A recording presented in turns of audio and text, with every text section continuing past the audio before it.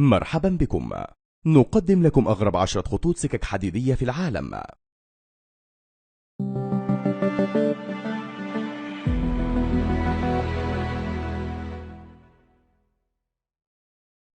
10. قطار لاسنوباس أو قطار السحاب، وهو يوفر خدمة القطار السياحي في مقاطعة سلتا بالأرجنتين، ويربط هذا القطار بين حدود تشيلي والتي تقع شمال غرب الأرجنتين وجبال الأنديز، وهو ثالث أعلى خط سكك حديدية في العالم، حيث يبلغ ارتفاعه 4220 مترا عن سطح البحر. يقتصر استخدامه على الرحلات السياحية، حيث يمنحك جولة في أماكن جديرة بالمشاهدة، ويمتد داخل الطرق والجبال المرتفعة. 9. قطار نفق الحب في أوكرانيا. نفق الحب في مدينة كاليفان يعد من أجمل المناطق في أوكرانيا. هذا الخط الذي يبلغ طوله 3 كيلومترات ويمتد حتى مصنع الأخشاب. يمر القطار من هذا النفق 3 مرات يوميا، وينقل معه الأخشاب إلى المصنع. المشهد يجذب الأنظار، حيث الأشجار المصطفى على جانبي الممر، مما يجعلك تريد التقاط الصور. يقال أن كل من تمنى أمنية وهو يمر من هناك فهي تتحقق. ويزيد من جمال هذا الممر خضرة ونضارة الأشجار في فصل الربيع، حيث تتهدل الأشجار على جانبي الطريق، مكونة منظرا بديعا لا مثيل لها. يمكن لكل الأزواج ومن يريدون قضاء وقتا رومانسيا الذهاب إلى هناك. 8. قطار جورج تاون في الولايات المتحدة. أنشئ هذا القطار خصيصا للزوار الذين يأتون لزيارة جبال الكولورادو، وقد كان يعتبر في وقته رائعة هندسية. تم استخدامه كوسيلة للنقل حتى عام 1899، وذلك بعد أن أغلق طريق النقل في عام 1938، وقد تم إعادة بنائه بأجزائه التي تبلغ 600 متر، وتم الانتهاء منه في الذكرى السنوية 100.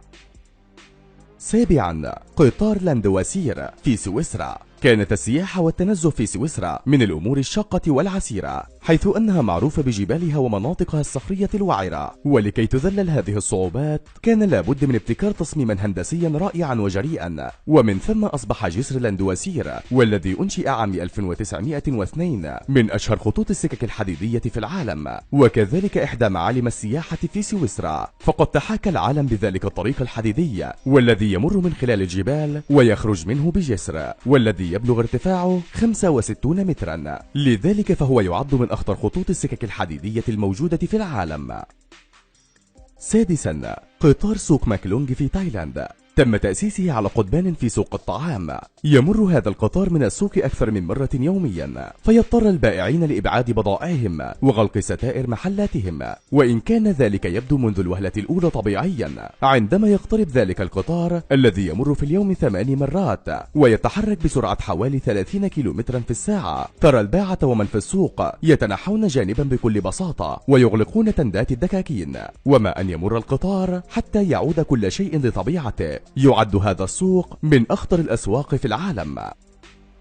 5. القطار العابر لسيبيريا في روسيا. هذا الخط هو أطول خط سكة حديد في العالم، ومن أكثر خطوط السكك الحديدية إثارة. يبلغ طوله 9000 كيلومترا، حيث يبدأ من موسكو مرا بأقاصي شرق روسيا وحتى مدينة فلاديفوستوك في بحر اليابان. وعلاوة على ذلك يوجد خطين سكك حديد يدعموه من الداخل، أحدهما يمر بطريق هيرمن ومنشوريا، والآخر يمر بطريق أولانباتور ومنغوليا، وينتهي الاثنان في بكين.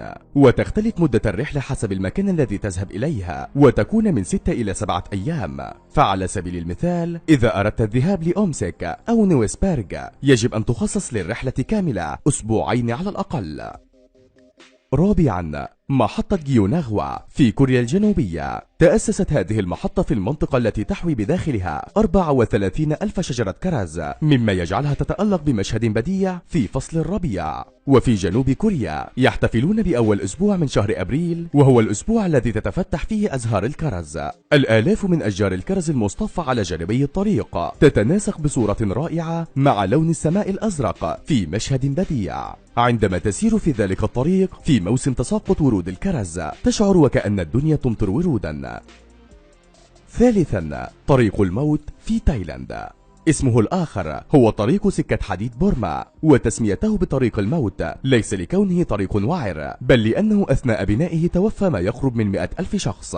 توفى الكثيرون بسبب الأمراض والحوادث الأخرى أثناء بناء هذا الطريق للعمال الآسيويين أثناء الحرب العالمية الثانية. السفر من هذا الطريق خطر جدا لما فيه من الجسور القديمة والمشقات الأخرى، فيمكنك أن تشاهد القطار يمر من فوق الجسر الواحد 6 مرات يوميا. ويجب أن نضيف أن عدد الزائرين للجسر التاريخي والمبني بين ضفتين نهر كاوي في تزايد مستمر، وذلك نتيجة الفيلم المشهور ذا بريدج أون ذا ريفر.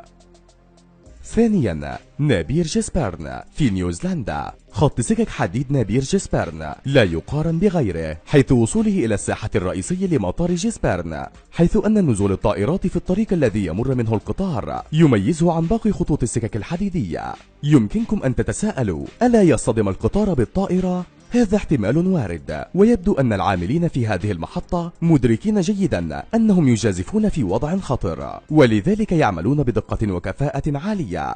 ونقترح عليك أنت أيضا أنه إذا ذهبت إلى نيوزيلندا أن تزور هذا الطريق الحديدي.